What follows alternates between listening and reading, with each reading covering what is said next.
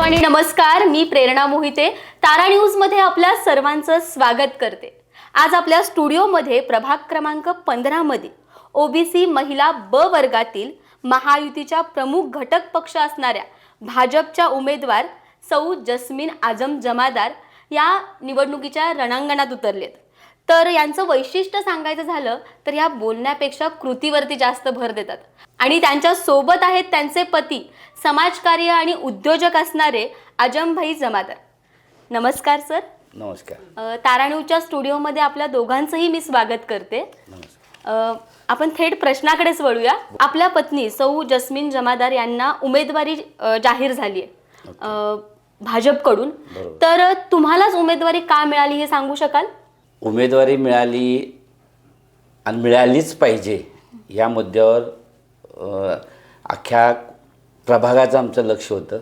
कारण गेले 10 वर्ष झालं मी या भारतीय जनता पार्टी पक्षाशी कार्यकर्ता म्हणून एक काम करतो आहे. एक सर्वसामान्य कार्यकर्ता म्हणून माझी इथं नोंद घेतली जाते. त्यानंतर पक्षानं अल्पसंख्याकांची मोर्चाची जिल्हाध्यक्ष म्हणून माझी जबाबदारी दिली. गेले 2 टर्म मी या पदाचा पदभार घेऊन वेगवेगळ्या मुंबई असू दे, पुणे असू दे, कोल्हापूर असू दे, या वेगवेगळ्या ठिकाणी मी या भारतीय जनता पार्टी आणि अल्पसंख्याक याच्या माध्यमातून लोकांपर्यंत पोचलो. आणि तिथून ज्या काही योजना मला मिळाल्या, ज्या काही भारतीय जनता पार्टीच्या योजना आहेत त्या मी घरोघरी पोचवल्या. भारतीय जनता पार्टीनं जेव्हाही मला कुठलंही योजनांचं किंवा लोकांसाठी ज्या काही योजना माझ्यापर्यंत पोचवल्या, माझ्या घरातून किंवा माझ्या ऑफिसमधून मी लोकांना एकत्रित करून त्यांना त्या पोचवल्या. तर सर्वसामान्य सांगायचं म्हणजे मी आयुष्यमान कार्ड हे 700 लोकांपर्यंत पोचवलं. आता आम्ही आता जस्ट नवीनच्या ह्याच्यातून KYC जे आता महिलांना 1500 रुपये लाडक्या बहिणीचे येतात, त्यासाठी महिलांना KYCची जी पूर्तता करायची त्याचासुद्धा मी मोठ्या प्रमाणात कॅम्प घेऊन महिलांना त्याची पूर्तता करून दिली. आणि भारतीय जनता पार्टीचं काम हे स्वच्छ आणि एक क्लिअर आहे की तळागाळातल्या लोकांपर्यंत पोचण्याचं काम आपलं भारतीय जनता पार्टी करत असते. आणि हे करत असताना मी माझ्या प्रभागात एवढ्या लोकांपर्यंत पोचलो की मला कळालं नाही की मी असं एखादा एक कॅम्प घेतला की माझ्या कॅम्पला 500 हजारो लोकांची संख्या होत होती.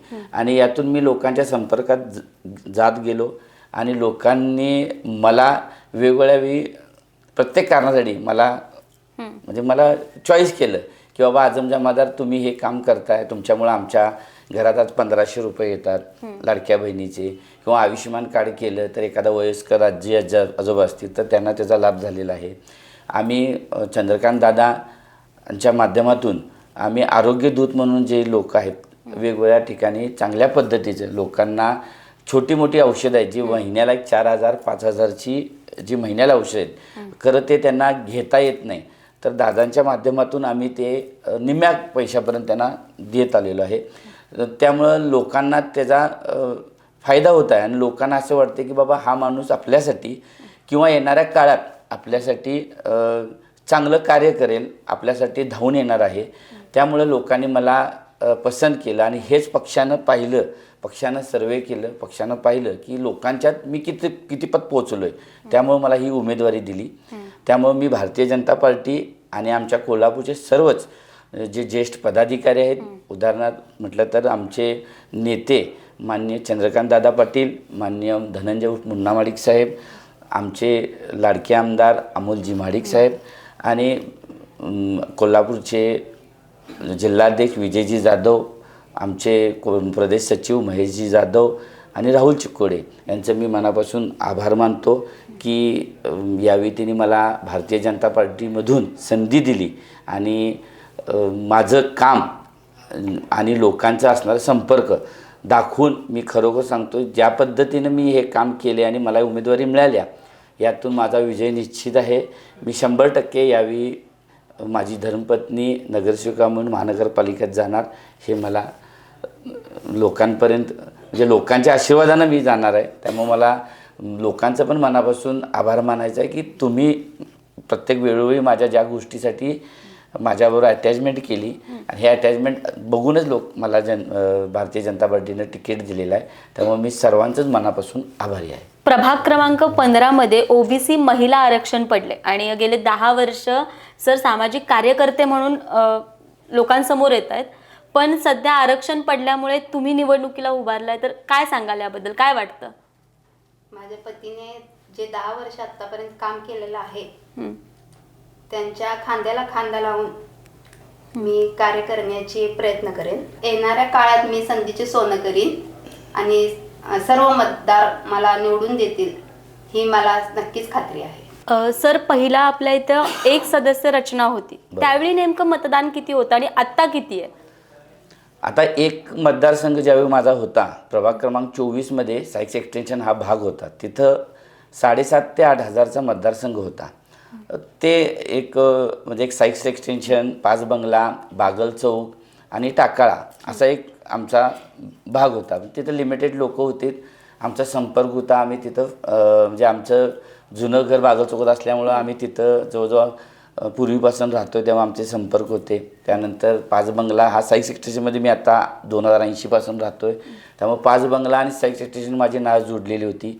टाकाळा प्रभाग हा माझ्याशी जवळीक असल्यामुळं तिथं मंडळांशी गणपती उत्सवमध्ये आम्ही सगळ्याच मंडळांची आमची नाळ जोडलेली होती आणि आम्ही त्या पद्धतीनं काम करत होतो. तर हे जे काम करत असताना मी 8,000 लोकांपर्यंत सहज पोचत होतो, कारण एक 20भर मंडळ आमच्या प्रभागातले जी मोठी पण आहेत, छोटी पण आहेत, त्यांच्या संपर्कात मी आहे. महिलांचं काम करत होतो, महिलांच्या सक्षमीकरणासाठी मी वेगवेगळे कार्यक्रम घेत होतो. त्यामुळे या प्रभागामध्ये मी जास्तीत जास्त लोकांपर्यंत पोचलेलो होतो. त्यामुळं त्या लिमिटेशन आता मला काय वाटत नाही की हे आपल्याला प्रभाग असा पुरेसा आहे. आणि हा प्रभाग छोटा जरी असता तर मी 100% सांगतो की मी त्याच वेळी निवडून आलेलो होतो, पण आता हा प्रभाग मोठा झालेला आहे. आता त्या प्रभागामुळं 24,000 प्रभाग आता झालेला आहे, जो आत्ता नवीन झालेला आहे तो. त्यामुळं त्यावेळीचा प्रभाग हा सोपा होता आणि तिथं मी काम केलेलं आहे. आणि गेली 5 वर्ष निवडणुका लागलेल्या नाहीत, प्रशासन आहे. तर गेली मागचे 5 वर्ष आणि हे प्रशासनचे 5 वर्ष, 10 वर्ष मी भागात काम करत आलो आहे, न थांबता न हे करता. दररोज वेळोवेळी म्हणजे दरवर्षी जे आमचे कार्यक्रम असतील, वार्षिक कार्यक्रम, ते मी 10 वर्ष करत आलेलो आहे.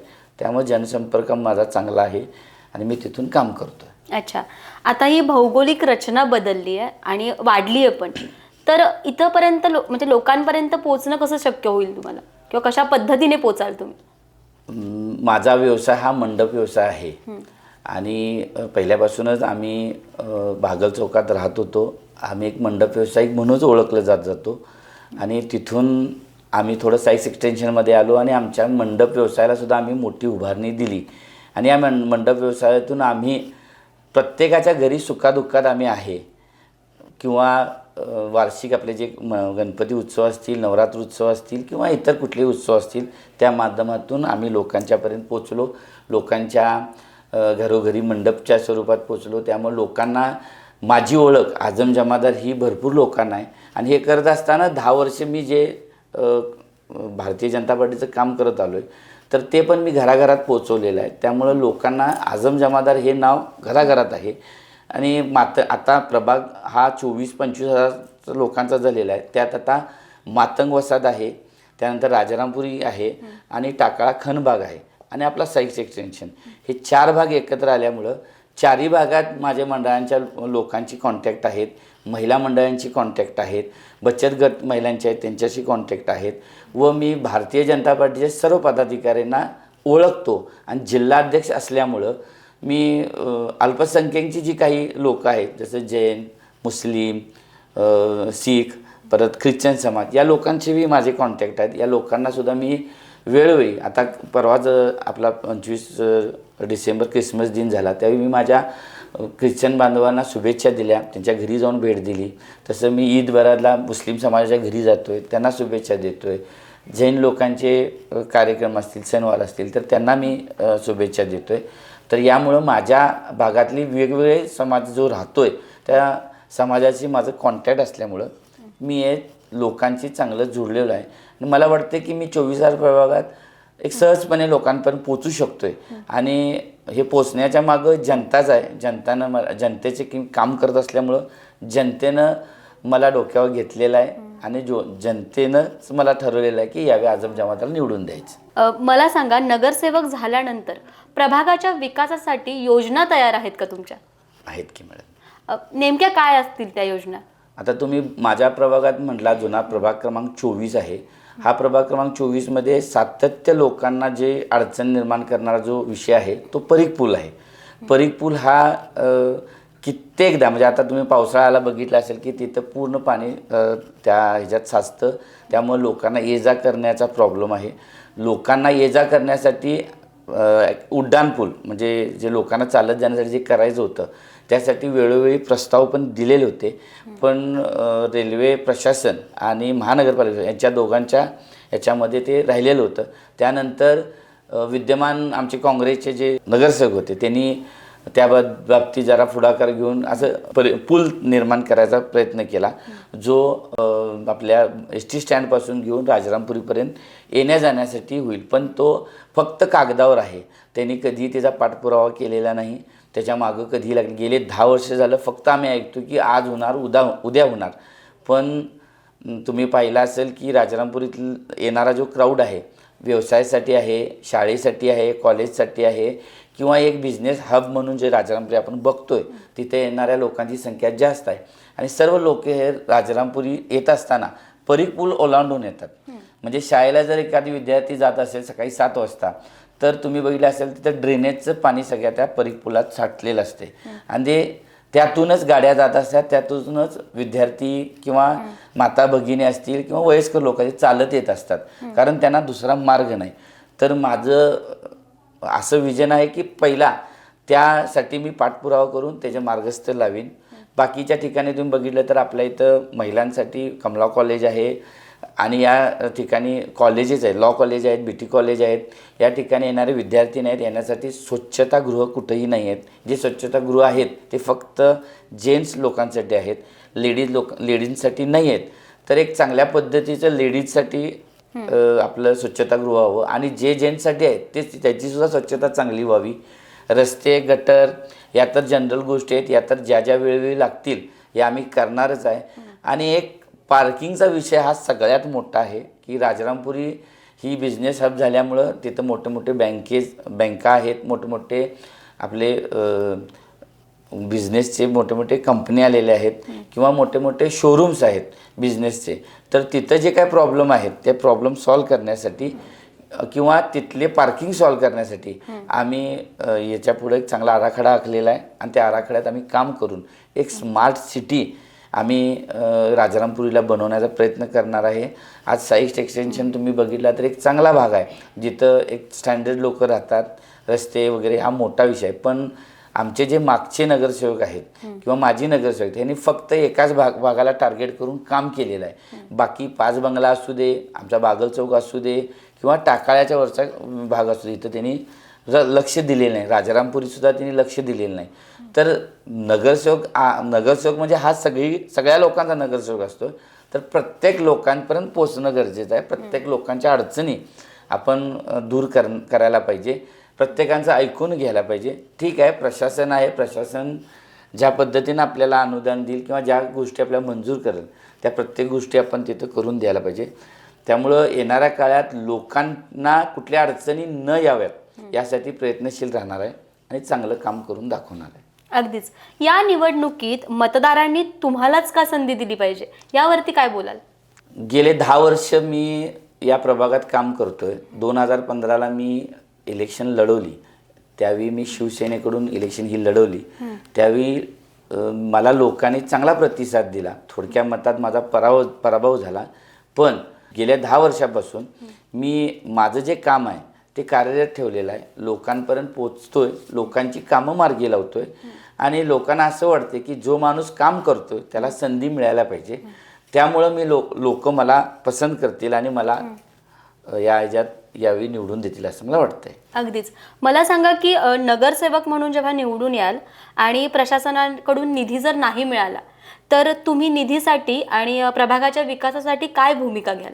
मला असं काही वाटत नाही की निधी नाही मिळेल, कारण केंद्रात आमचं सरकार आहे, राज्यात आमचं सरकार आहे आणि जर महानगरपालिकेमध्ये जर आम्ही युतीचा झेंडा जर फडकवला, आमचा जर महापौर झाला, तर 100% आम्ही गेले 10 वर्ष 15 वर्ष ज्यांनी निधी नाही आणला त्यापेक्षा 4 पटीने चांगला निधी आणून आम्ही आमच्या प्रभागात काम करीन आणि त्या निधीतून लोकांना असं दाखवून देईन की तुम्ही ज्या युतीला मतदान केले, सक्षम अशा युतीला तुम्ही मतदान केलेलं आहे आणि आम्ही त्याच्यासाठी योग्य ठरणार आहे. अगदीच. मला सांगा सर, या 5 वर्षाच्या कालावधीमध्ये तरुण महिला सक्षमीकरण याशिवाय आणखी कोणत्या मुद्द्यावरती तुम्ही भर द्याल? आता येणारे 5 वर्ष जर आम्हाला लोकांनी संधी दिली, आम्ही निवडून आलो, तर मी निवडून नसताना सुद्धा मी महिलांसाठी सक्षमीकरणासाठी काम करत आहे. महिलांना आपण वेगवेगळ्या ठिकाणी चांगलं प्रशिक्षण दिलं, त्यातून आपण मेकअपचा ते जे काय आहे म्हणजे ब्युटी पार्लरचा जे कोर्स आहे तो आपण विना मोबदला त्यांना शिकवलेला आहे. त्या ह्याच्यातून काही महिला स्वतः घरात सक्षमीकरण करतात, म्हणजे स्वतः कमवतात, आपलं घर चालवतात. काही महिलांना आपण कुकिंग शिकवलेलं आहे, त्यामुळे त्या महिला स्वतः घरात काहीतरी पदार्थ बनवून किंवा हॉटेलमध्ये किंवा ती छोट्याशा हातगाडीवर असे काहीतरी प्रोडक्ट तयार करून आपलं घर उदरनिर्वाह करतात. मला अभिमान आहे की मी महिलांसाठी जास्तीत जास्त काम करतो आहे आणि माझ्यासाठी माझ्या माता भगिनी माझ्या एका हाकेवर माझ्यासाठी कधीही यायला तयार असतात. मी त्या सर्वच माता भगिनींसाठी येणाऱ्या 5 वर्षात एक चांगलं की त्यांना एक चांगलं प्रशिक्षण केंद्र बनवेन, ज्याच्यातून काही गरीब मुलांना शिक्षणासाठी प्रोत्साहन देईन, काही महिलांना उद्योगासाठी प्रशिक्षण देईन आणि त्यांना त्यांच्या स्वतःच्या पायावर मी उभा करेन. अगदीच. मला सांगा सर, विकासाच्या मुद्द्यावर आणि सर्वसामान्यांच्या हितासाठी जर प्रशासनाच्या विरोधात भूमिका घ्यावी लागली तर घ्याल का? प्रशासन आमचं असल्यामुळं एकतर आम्हाला विरोध जायला लागणार नाही, पण जर लोकांच्या हितासाठी जर आम्हाला प्रशासनाच्या विरोध जायला लागेल तर मी रस्त्यावर उतरीन, कारण जनतेनं मला निवडून दिलेलं आहे. जनतेच्या कामासाठी मी रस्त्यावर उतरणार. जनतेला जे काय पाहिजे, जे काय मिळवून देता येईल ते मी मिळवून द्यायचा प्रयत्न करेन. तुमच्या 5 वर्षाच्या या नगरसेविका म्हणून काम करत असताना त्याचा रोड मॅप तयार आहे का? रोडमॅप तयार आहे. आम्हाला विजन हे केंद्रातून राज्यातून आपल्या शहरात दिलं जातं की आपण आपला शहर, आता आम्ही शहराच्या पेक्षा आमच्या गल्ली बोळ किंवा आमचा जो प्रभाग आहे याला कसं स्मार्ट बनवीन, कसं लोकांपर्यंत पोचवीन. आम्ही येणाऱ्या 5 वर्षानं आम्ही लोकांना जे परिवर्तन झाले म्हणजे गेल्या 15-20 वर्षामागं झालं नाही, ते अशा काही गोष्टी आम्ही किंवा आम्हाला भारतीय जनता पार्टीनं त्याचा एक मॅप तयार केलेला आहे, तोच आम्ही लोकांपर्यंत पोहोचवणार आणि त्याच्यातून आम्ही पुढचे 5 वर्ष लोकांच्या समोर जाणार आहे. अगदी सर. मला सांगा, वीज, पाणी, आरोग्य, स्वच्छता या मूलभूत गरजा वगळता आणि असा कोणता प्रकल्प आहे की जो फक्त तुमच्या प्रभागापुरता नाही तर अख्ख्या कोल्हापूरच्या लक्षात राहील असा कराल? आता तुम्ही हा प्रश्न चांगलाच विचारलेला आहे, कारण की लोकांच्या मूलभूत नगरसेवक म्हणजे काय, न म्हणजे नळ, पाण्याची व्यवस्था करणे, ग म्हणजे गटर स्वच्छ करून देणारा, स म्हणजे काय सेवा देणारा नगरसेवक. पण आपण जे काम करतोय आम्ही जे आता हे नगरसेवकचं हे रेग्युलरच काम आहे, पण नगरसेवक नसताना सुद्धा लोकांनी आठवणी ठेवण्यासारखं एखादं काम म्हटलं तर एखादं चांगलं सक्षमीकरण. आता आमच्या इथं ग्राउंडच नाही आहे खेळायला, लोकांना आमच्या ओपन पेसच नाही आहे आणि आपण ओपन पेस जरी हुडकायचं म्हटलं तर आमच्या या 4ही भागात म्हणजे आत्ता तर माझ्या प्रभाग क्रमांक 24मध्ये आम्हाला ग्राउंडच खेळायला नाही आहे. काही ठिकाणी ओपन पेस आहे, तिथं चांगलं सक्षमीकरण करून बाग बगीचे आता जे खराब झाले ते चांगल्या पद्धतीचे करून एक चांगल्या वृद्ध लोकांना किंवा लोकांना सकाळी फिरण्यासाठी ऑक्सिजन पार्क अशी काही गोष्टी आम्ही तयार करणार आहेत. माझ्या डोक्यात असं आहे की येणाऱ्या 5 वर्षात लोकांना म्हणजे युवा पिढीला चांगल्या दिशेला नेण्यासारखं जे काही करता येईल ते आपण करणार आहे. नक्कीच सर. धन्यवाद. आज तुम्ही तारा न्यूजच्या या स्टुडिओमध्ये आलात आणि मी तारा न्यूजच्या वतीने तुमच्या पुढील वाटचालीसाठी खूप साऱ्या शुभेच्छा देते. आज आपल्या तारा न्यूजच्या स्टुडिओमध्ये प्रभाग क्रमांक 15 मधून भाजपचे उमेदवार आणि सामाजिक कार्य करणारे त्यांचे पती दोघेही उपस्थित होते. त्यांनी आपल्या भूमिका रोखठोकपणे मांडल्यात. तर आजचा हा एपिसोड तुम्हाला कसा वाटला हा मला कमेंट करून नक्कीच सांगा आणि अशाच नवनवीन विषय पाहण्यासाठी तारा न्यूजला सबस्क्राईब करा. धन्यवाद सर.